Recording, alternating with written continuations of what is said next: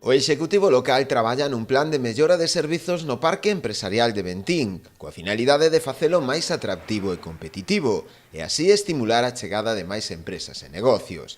Unha das primeiras accións cuxas obras se iniciarán nestas primeiras semanas de xuño será a instalación da fibra óptica para mellorar a conexión a internet das empresas ali instaladas. A partir do mes de xullo vai haber señal de internet por fibra óptica no Parque Empresarial de Muros. O Goberno Municipal, dentro do Goberno Municipal, xa concedemos esta licencia na Xunta de Goberno do día 18 de maio e van a empezar as obras xa de maneira inminente. Indicar que hai moi pouquiña obra civil, porque se aproveitan as instalacións, as canalizacións de Telefónica, e entón son obras que se fan moi rapidamente. A previsión é comezalas agora a primeiros do mes de xuño e que xa a partir do mes de xullo este operativa o acceso a internet en condicións moitísimo mellores que nas actuais.